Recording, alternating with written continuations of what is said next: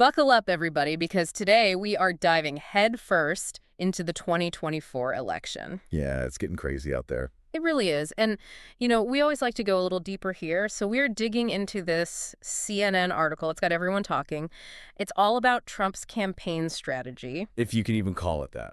Okay, so right off the bat, this article uses the word untraditional. Untraditional, yeah, that's one word for it. I mean, is it even a strategy at this point? Well, we've got Trump going up against Harris. Right, and the polls are neck and neck. Basically a dead heat. Yeah, and instead of trying to win back some of those moderate Republicans or, those swing voters who always seem to decide these things, Trump's team is going all in on infrequent voters. Which is wild, right? I mean, yeah, it's like they're completely ignoring the usual playbook. Exactly. They're digging into these demographics and geographic areas that you just wouldn't normally associate with a presidential election. Wait, at all. So it begs the question, what's the method behind this madness? What are they really going for here? That is the million-dollar question for sure. Because most campaigns, they focus on the people who vote in every election. The reliable ones. Yeah, the ones they can count on. The safe voters. Right. But this time, it's like they're betting on the opposite. The ones who don't usually show up. Ones who may be disenfranchised or disengaged, or maybe they've just never felt like their vote really matters. So less about persuasion, more about activation. Exactly. Interesting. But is that even effective? Wow. I mean, these low-propensity voters, they're notoriously difficult to get to the polls. That's the thing. Even if you can get them interested in the campaign. It's a whole different ballgame trying to mobilize these voters. I mean, they're not watching CNN, they're not glued to their Twitter feed, so how do you even reach them? Right.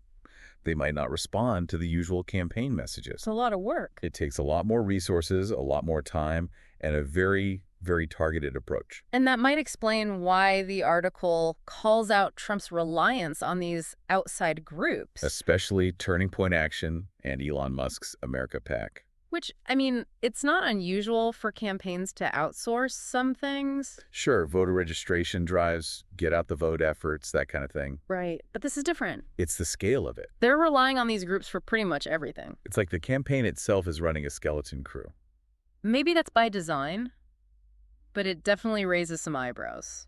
And then there's the whole election integrity push. Right. Which on the surface, this sounds like a good thing. Who doesn't want a fair election? Exactly. But they're pouring so many resources into it. Poll-watching lawsuits, challenging voting procedures.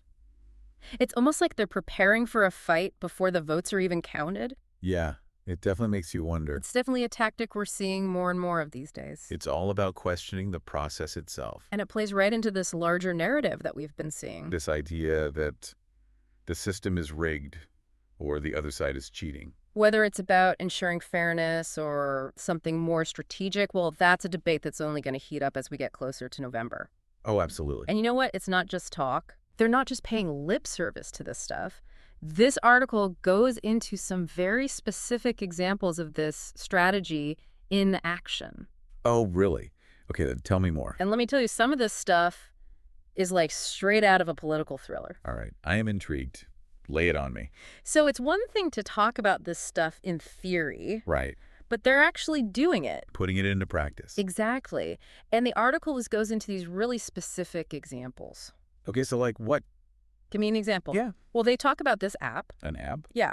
It's called 10 by Votes. 10 by Votes, okay. And it's like this digital networking tool. Interesting. But it's designed specifically to mobilize conservative voters. So are they like finding these people who are already conservative? Yeah.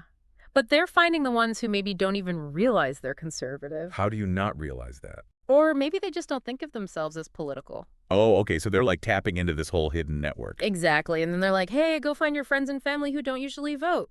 Get them registered, get them to the polls, that kind of thing. Exactly. They were pushing it hard at those rallies. Oh, so smart. Great. Yeah, get them all fired up. Get them to download the app and then... Boom. Instant voter mobilization. It's all about those personal connections. Absolutely. People trust their friends and family more than some politician on TV. Or some random ad on their Facebook feed. Exactly. And speaking of targeting... Oh, there's more. They're also zeroing in on specific groups. Like who? Well, the article mentioned Arab American communities in Michigan. Michigan. Interesting. Which is interesting because that's a group that has historically leaned Democratic. Yeah. Right. So what are they thinking? It's all about strategy. Okay. Lay it on me. They're looking for those cracks in the foundation, Looking for any little advantage they can get.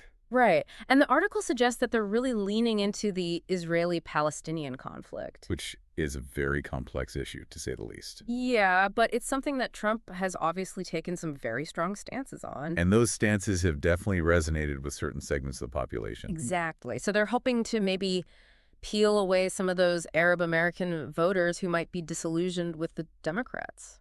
I mean, it's a long shot, but hey, You never know. stranger things have happened. Right. And remember all that talk about Biden maybe replacing Harris on the ticket? Oh yeah, that was a whole thing for a minute. Well, as soon as that happened, guess what? The Trump campaign doubled down on their efforts to mobilize Catholic voters in Pennsylvania. Which is so interesting. I know, right? Because Biden's Catholic. Exactly. And Pennsylvania is a key swing state. So they're playing chess out there, 40 chess. trying to anticipate every move. And then there are the things that make you scratch your head. Like what? Well, like their decision to basically ignore Nebraska's 2nd congressional district. Which is weird because that's a pretty densely populated area. It is, and it's historically Democratic. So you'd think they'd at least try to make some inroads there. But instead of campaigning, they're focusing on pressuring the governor to change election laws. Which is a whole other can of worms. It is, and it seems risky. It really does. But it shows you how laser-focused they are on the Electoral College. Right, they're not worried about winning the popular vote. They're playing the long game. And that requires a very different kind of strategy. So is it working? That's the million-dollar question, isn't it? I mean, we can talk about tactics all day. Right. But are these tactics actually translating into votes? It's hard to say this early in the game. The polls can only tell us so much. Especially with a demographic that's traditionally been tough to poll accurately. Right, because if you're not used to voting, You might not be inclined to answer a pollster's questions. or you might not even be on their radar in the first place. Exactly. So how do we measure the effectiveness of these tactics? Right. That's a good question. It's not easy, that's for sure. Well, I guess we have to look at voter turnout numbers. In specific areas. Right, and then we have to analyze the demographics of who's actually showing up to vote. And compare that to historical data. It's a lot of number crunching. It really is. But it's the only way to get a real sense of whether this gamble is paying off. No other way around it. This is uncharted territory. It really is. I mean, have we ever seen a campaign like this before? Not on this scale, no. And that's what makes it so fascinating to watch. Whether you agree with their tactics or not, you have to admit What? they're rewriting the playbook on how to win an election. And that leads to the big question. Which is, What does this all mean for the average voter? the person listening to this right now trying to make sense of it all. Exactly. Well, I think the biggest takeaway is that this election is far from over. I'm not even close. Don't let the polls lull you into a false sense of security. Right? Like, don't get complacent. Exactly. These unconventional strategies could completely upend everything. One way or another, it's a little unsettling, right? Like, are we even playing by the same rules anymore? I think that's what makes this election so fascinating. It really does feel different this time. It's like we're in uncharted territory. Completely. And it just makes it that much more important to be an informed voter. Absolutely. Yeah. You can't just rely on those sound bites and headlines. Right, you gotta dig deeper. Think critically about the information that's coming at you from all sides. Don't believe everything you read. Exactly.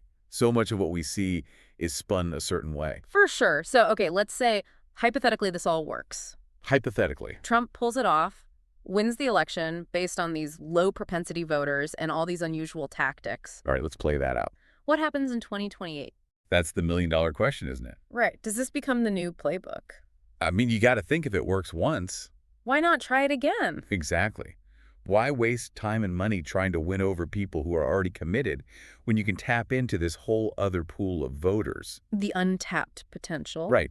It's like discovering a gold mine nobody knew about. So it's not just about winning this election. No way. It's about potentially changing the whole game. Fundamentally changing how elections are fought and won for years to come. Wow. It's a big deal. That is huge. And it makes this election that much more important. Every vote really does count. All right, so to our listener out there, the one who's been with us on this deep dive into the heart of the 2024 election, we'll leave you with this. Go ahead. Don't underestimate the power of your vote. Your voice matters. It really does. Don't get complacent. Stay informed, stay engaged, and be ready to make your voice heard. Because in this new era of politics, We all need to step up and participate. couldn't have said it better myself.